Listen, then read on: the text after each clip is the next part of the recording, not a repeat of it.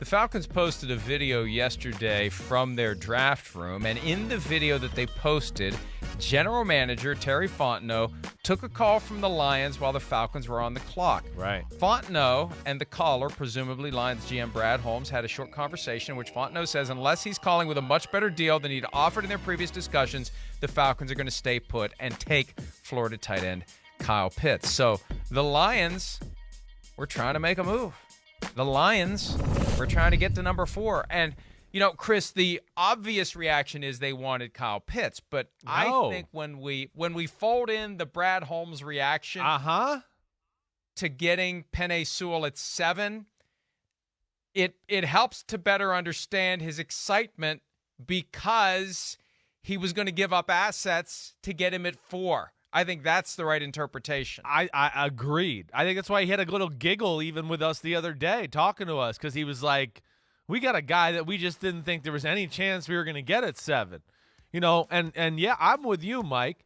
I think that trade would have been totally for Penei Sewell. Again, this look at him look at how he's reacting. They're so excited. I mean, he had to have been maybe the number 1, number 2 player on their board, but this is how they want to build their team. So I think Penei Sewell was a guy they were looking to trade to get to number 4 for. Like you're saying, they have T.J. Hockenson. He was the number 9 pick in the draft just 2 years ago. They didn't need another top 10 tight end to go along with it.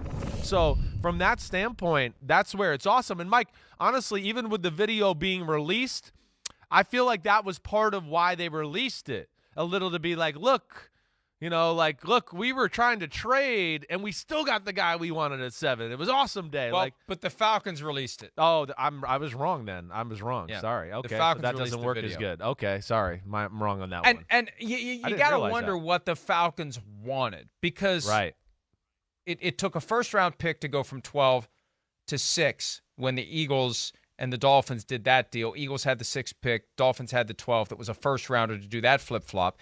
It was 2 extra first-rounders and a 3 to go from 12 to 3. And Peter King made this point before the draft that maybe one of the reasons we won't see as many drafts in the top 10, or trades, in the top 10 is because the 49ers gave up so much to move from 12 to 3. Yeah. It results in a higher price being applied to other trades. I mean, and you got the Lions with extra first-round picks because of the Matthew Stafford trade in 2022 and 2023. Maybe the Falcons were demanding a first-round pick for that trade, and if they did want Sewell and they avoided giving up a first-round pick to get Sewell, that's reason to pound on the table if you're Brad Holmes. Definitely, should be excited about that. You know, if that's the guy that you had your eye on, or the bullseye on all along, and you end up getting him, that's amazing. And listen, yes, I think your point about the 49ers and what Peter said, is very real. I've heard that. That affected the market as far as what was expected to trade up and things like that. But also, I think Atlanta looked at it, as we've heard from a lot of people. Kyle Pitts was top 2, top 3 player on a lot of people's board. And I think within what they're trying to do, right, with Arthur Smith and become a little bit of that Tennessee Titans offense and run the ball and have a Jonnu Smith and play action pass and those type of things.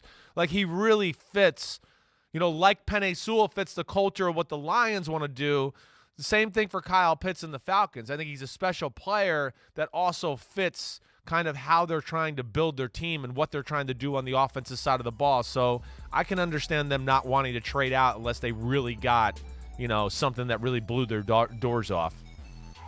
Yeah, I agree with you completely, and it's just neat to understand maybe a little bit more about what was going on when Brad Holmes was as excited as he was. Now, Chris, one angle that we haven't discussed, what if they were trying to get up there to cut the line to get Jamar Chase? Because they do need receivers. Sure, I know. That definitely could be a possibility. You're right. I don't have an answer for you there. I just have a feeling, just with those coaches, Dan Campbell, like we've talked about, that this would be more their cup of tea, this kind of guy. They're going to win games at the line of scrimmage. That's kind of the DNA of all these coaches, the people in the front office, everything that way. So, again, Jamar Chase certainly would have helped, but I don't think they look at it as a valuable position as they do a franchise left tackle. Yeah, I agree with you completely. And again, the best evidence that it was Sewell is the Brad Holmes reaction, because in and of itself, it's like, man, why are you so excited? I mean, everybody thought Sewell was going to fall to 7 anyway. Well, yeah. Well, when you're in the middle of it, you're a little more nervous because you're thinking maybe the Falcons are going to take him. Maybe the Bengals are going to take him. Maybe somebody's going to trade in front of us at number 6 and take him with the Dolphins, who are always open for business. So that was probably a nerve-wracking hour for the Lions while they waited for Sewell to slide, and it would explain. You don't give up more to get him. You stay put. He falls to you, and it's party time in Detroit. Hi, I'm Mike Tirico, and thanks for watching. Make sure to hit subscribe for the latest news and highlights from NBC Sports.